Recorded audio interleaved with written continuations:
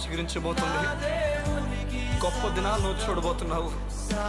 నీ యేసుకు సమస్తము సాధ్యమే. గుడ్ మార్నింగ్ దేవుని ప్రియ కుమారుడా, గుడ్ మార్నింగ్ దేవుని ప్రియ కుమార్తె. Special good morning to you. సంగమా, మీ జీవితంలో దేవుడు ఘనమైన కార్యాలు చేయబోతున్నాడు. ఆగిపోయిన ప్రతిదీ కూడా దేవుడు కదిలించబోతున్నాడు. చెప్తున్నాను వినండి. ఈ లోకంలో ఏ అధికారి మీ పని ఆపేసిన, ఎవరు వారి మాట వల్ల, వారి బలం వల్ల మీ జీవితంలో చేయాలనుకున్న ప్రతి కీడును చేయడం తలపెట్టిన నీ దేవుడు ఆగడు. ఎవరిని అలా చేయనివ్వడు. తను చేయాల్సిన గంభీరమైన కార్యం చేస్తాడు. ఒకవేళ ఏదైనా ఒక సందర్భం ఏర్పడి నువ్వు ఏదైనా కోల్పోతే మరలా నీకు రెండంతలుగా ఇవ్వగల సమర్థుడు. బైబిల్ గ్రంథంలో అప్పటికే దేవుని స్వార్థ విస్తారమవుతుంది, చాలా వ్యాపిస్తున్న సమయంలో స్టెఫన్ నిలబడి దేవుని వాక్యాన్ని బలంగా చెప్తున్నాడు. ఒకసారిగా స్టెఫన్ కూలిపోతాడు. ఒకసారి స్వార్థ సడలిపోతుంది. చల్లాచితరైపోతారు అందరూ కూడా. ఈ చల్లాచితరైపోతున్న సమయంలో ఇది చూసిన ఒక యవనస్తుడు అనుకున్నాడు, ఇదే మంచి సమయం, కూలిపోతుంది, మరింత కూల్చేయచ్చు అని చెప్పేసి దమస్కు ప్రాంతానికి ఒక లేఖ పట్టుకుని వెళ్తాడు. వారందరినీ కూడా చెరకు తీసుకెళ్ళిపోవడానికి, ఎవరైతే యేసు ప్రభువునందు విశ్వాసం ఉంచుతారో వారందరిని నాశనం చేసేయాలని చెప్పి ఆలోచనతో తను ప్రారంభమవుతాడు. సంఘం అందుకని అంటాను, ఒక వ్యక్తి తన జీవితంలో ఏదైనా ఆలోచించినవంటే మానవ జాతిలో ప్రభుని యేసు ప్రభునందు విశ్వాసం ఉంచిన వారిని కూల్చేయాలని చెప్పి ఇష్టాసరమైన ఆలోచించినవంటే, ఎలాగైనా చేయనివ్వండి. కానీ యేసయ్య మాత్రం చెప్పాల్సిన విషయంలో ఎలా ఒక వ్యక్తికి పాఠం నేర్పించాలో ఆ విధంగా నేర్పించుకొని తీసుకెళ్తాడు. అది మాత్రమే కాదు, ఘనమైన వ్యక్తిగా తిరిగి దేవుని ప్రజలకు ఉపయోగపడే వ్యక్తిగా మారుస్తాడు. చూడండి, దమస్కు ప్రాంతంలో ఎవరైతే రక్షింపబడ్డారో, ఎవరైతే ప్రభుని తెలుసుకున్నారో వీరందరినీ కూడా హింస పెట్టాలని చెప్పి బయలుదేరాడు. పేరు మనకు తెలిసిందే, పౌలు. సౌలు తర్వాత పౌలుగా మారుతాడు.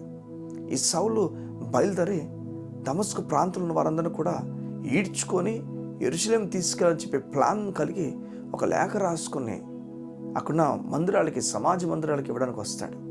అలాంటి ఒక సమయంలో జాగ్రత్తమేనండి, అలాంటి ఒక సమయంలో మధ్యదారిలో, దమస్కు వెళ్ళే ప్రాంతం మధ్యదారిలో దేవుని వెలుగు అకస్మాత్తుగా కొడుతుంది. కళ్ళు ఒక్కసారి మబ్బైపోతాయి. స్వరం వింటాడు. మొత్తానికి దేవుడు యేసయ్య తనతో మాట్లాడుతూ నన్ను హింసిస్తున్న విషయాలు తెలియజేస్తాడు. అయ్యో, మొత్తానికి బాధపడతాడు. చూడు, ఒక మాట నేను చెప్పడానికి ఇష్టపడుతున్నాను. త్రోవలో ఏమనుకుని ప్రారంభించాడు తన జర్నీ అంటే కోల్చాలి. ఎవరిని కోల్చాలి? క్రైస్తవుడిని కోల్చాలి. క్రైస్తవుడు ఎవరైతే యేసు ప్రభువుని విశ్వాసం ఉంచుతారో వారిని కోల్చాలి. ఒక అధికారి అన్ని ప్లాన్స్ కలిగి అన్ని లాస్ అన్ని పట్టుకొని ఇంకా తిరుగులేదు, కేవలం ఈడ్చుకొని రావాలనే పరిస్థితి వరకు అంత వచ్చేసింది. అంత దూరం వచ్చేసిన తర్వాత చూడ దేవుడు ఎలా ఆపేశాడు. ఏ అధికారి అయితే ప్లాన్ చేశాడో అధికారిని దేవుడు వాడుకుని ఇప్పుడు దేవుని లేఖనం రాయడం ప్రారంభించాడు. దేవుని లేఖనం రాయించడం ప్రారంభించాడు. ఏ అధికారి అయితే ఇష్టాసారంగా జనాలను చంపాలని చూశాడో అధికారి ఇప్పుడు ప్రయోజనమైన వ్యక్తిగా మారిపోయాడు. ఇలా నేను చెప్తున్నాను, నేను జాగ్రత్తగా, నీకు వ్యతిరేకంగా తిరిగిన వ్యక్తే నీకు అనుకూలంగా మారిపోబోతున్నాడు. ఈ ఉదయం నమ్ము, నీకు వ్యతిరేకంగా తిరిగిన వాడే నీకు అనుకూలంగా దేవుడు మార్చబోతున్నాడు. నీ కుటుంబంలో నీకు వ్యతిరేకంగా తిరిగి వాడినాడేమో నీకు అనుకూలంగా దేవుడు మార్చబోతున్నాడు. నీ కుటుంబము నీకు అనుకూలంగా కాకుండా ప్రతికూలంగా మార్చి వారు నీ జీవితాన్ని మార్చడం చూస్తున్నారు. విస్తాసారంగా పన్నుగాలు పన్నుతున్నారేమో ఆ వ్యక్తిని దేవుడు మార్చబోతున్నాడు. అవును, కాస్త ఓపిక కావాలి. ఈ దమస్కు ప్రాంతంలో అందరూ అనుకున్నారు ఇంకా అయిపోయింది, ఈ వ్యక్తి ప్రయాణమే వస్తున్నాడు, జీవితం ఇంకా అయిపోయింది. ఇంకా శిష్యులు లేకపోతే అక్కడున్న యేసుప్రభు నమ్ముతున్న వారు అందరూ కూడా భయాలతో నిండిపోయారేమో.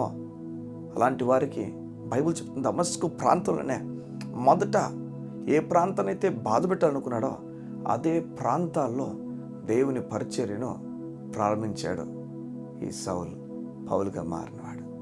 ఓ మాట నేను చెప్తున్నాను, ఈ ఉదయాన్న ఏ విషయాలైతే నీకు ప్రతికూలంగా ఉన్నాయో అవే గొప్ప ప్రారంభాలుగా మారిపోబోతున్నాయి, ఊహించని కార్యాలుగా మారిపోబోతున్నాయి. నువ్వు కాస్త నిరీక్షణ కలిగి దేవుని మీద ఆధారపడి ముందుకెళ్ళడానికి ఇష్టపడు.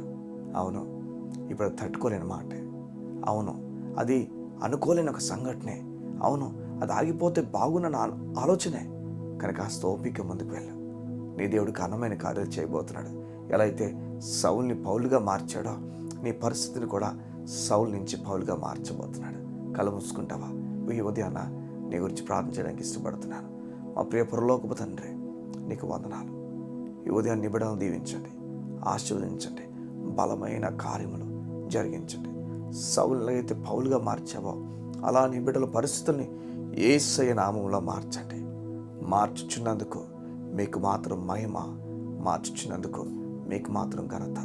మా తండ్రి, నీ బిడ్డలు కోరుతున్న ప్రతిదీ కూడా వారికి అందించండి. వారు ఏ విషయంలో కూడా తక్కువైపోకుండా అన్ని విషయంలో ఘనమైన వ్యక్తులుగా వారిని తీర్చిదిద్దండి. నీ కృపతో నడిపించబడుతూ యేసు నామమున ప్రార్థించుచున్నాం తండ్రి. ఆమేన్, ఆమేన్. ఈ ఉదయం దేవుడు నిన్ను బలమైన కార్యాల వైపు నడిపించబోతున్నాడు. నేను నమ్ముతున్నాను. ఆయన బలమైన కార్యాలు నీ కొరకు దాచబడినాయి. God bless you. See you tomorrow.